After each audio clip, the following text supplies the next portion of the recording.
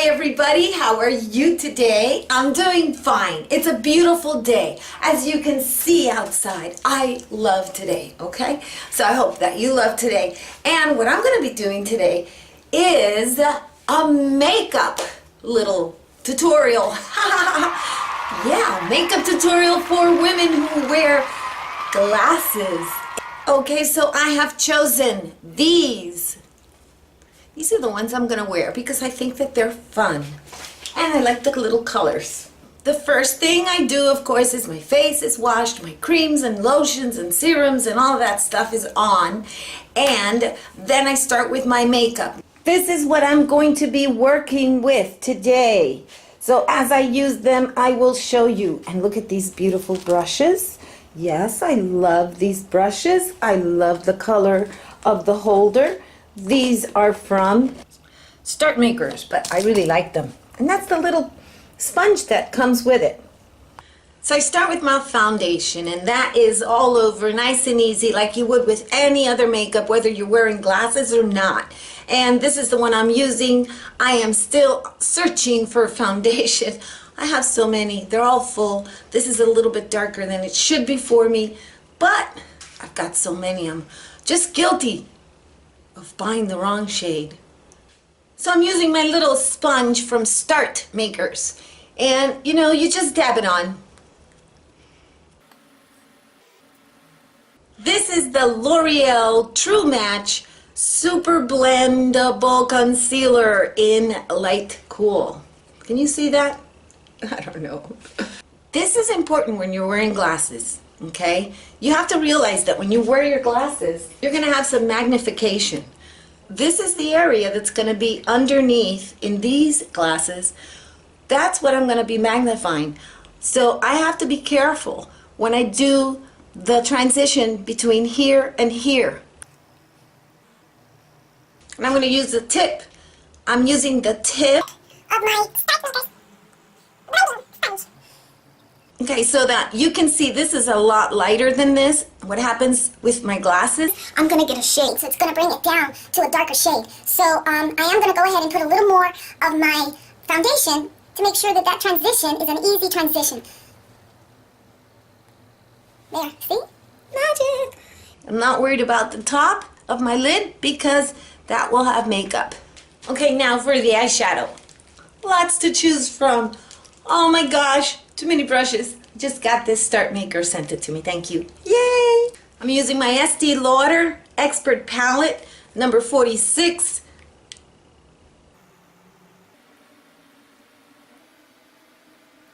When you're wearing glasses, you see, look at the difference of the shade. Now you see it like shimmering, and now you see it lighter. So you're going to get it darker. Even though it's shimmering still, it's going to be darker. So I'm going to go back to my Estee Lauder palette, and this time I'm going to use a 60, which is this one right here.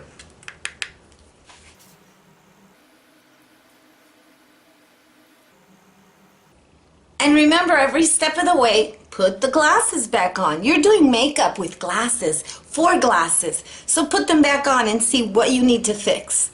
So we're back to my Estee Lauder palette, and now I'm going to be doing this dark shade, which is that 46? Did I say 46? Yeah, this is 46 and that was 12.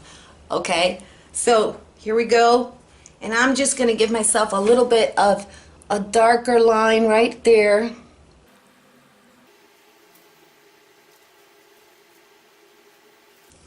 Okay, so I have found that when I wear my glasses, it's important for me to use a dark liner, a darker shade, so that my eyes will pop around my, no, I don't want my eyes to pop, but you know, I want that contrast on my eyelashes. So yes, I do it like that. Now I'm going to use this straight brush. But the reason I'm going to use the straight one is because I want to go ahead and get this shade, which is the lightest shade. I believe this one would be number 4. I want to use this one. I just put lipstick on it. What the? Okay, so I'm going to get that lighter one. Here. Just a wee bit. Just a little bit. and then I'm going to work on those brows. For the brows, the first thing I'm going to do is I'm going to go ahead and get those crazy little hairs as organized as I can. And you see I've got that bald spot right there, can you see it? Yeah, so I'm going to fill that in. And now I learned this from Lori. Lori, with all that beauty, I'm going to go ahead and put the link below. And I learned to do this. You go like this, and that's where you should start. And then you go on the outer edge of your iris, and that is your arch. And then you go like that, and that is where it finishes. And you see that it should finish far beyond where I have brows. So I'm going to mark the spot right there so that I know I need to work from there. And I'm going to mark the spot. Make sure you're looking straight when you do this. Mark the spot of the arch, and wow, yeah, I'm short. Look how short I am. First thing I do is I happen to think that I have more control if I hold this on a slightly flattened angle rather than like this. And then I'm going to work this part. I'm going to work this part, the outer edges, all the way down, and then I'm going to fill it in.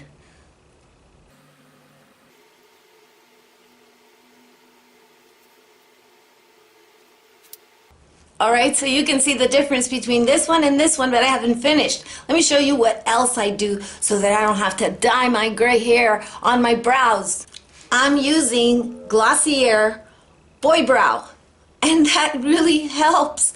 It helps me so much. Plus, I'm using a different shade for my brows than I am for this, so it gives me those two color blends, which makes it look a little more natural.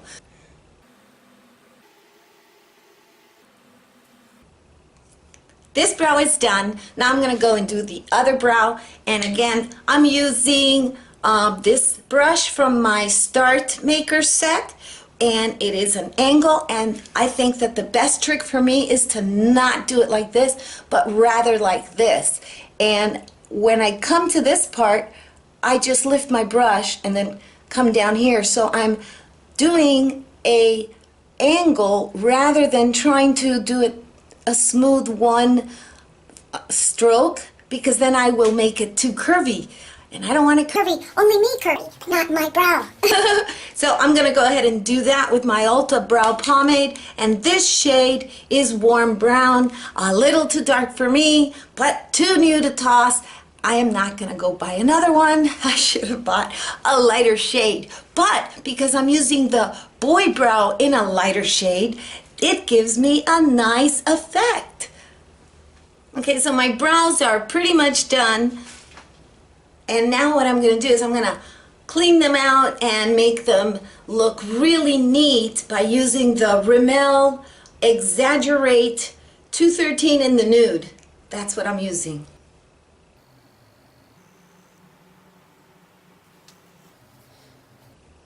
I'm using Ulta Volumizing Mascara, and one of the most important parts of your glasses makeup is the mascara, because if you're like me where your eyelashes are long, they will crash with your glasses, and that's horrible. So you might want to curl them. Now I'm going to show you another tip that I learned from Mary from Glitzy Fritzy. Mary does this to her mascara. She bends the tip, and it's fabulous. So go watch her channel so you can see other tips. But this is fabulous. Now I try to do some separating with my little spool. This also gets rid of the clumps that you're going to end up with sometimes. So it gives you a nice and smooth eyelashes without little clumps. And the last thing I do is that I go ahead and I put a little bit of liner on the inside of my waterline on the top. Is that what this is called? Or is this one the only waterline? I don't know, but on the inside of my lid. So I do that. And then there's this point here that I can't reach because my eye will crash with this, which by the way is Define a Line Maybelline. What I do is that I look the other way and then I can get that dot. See?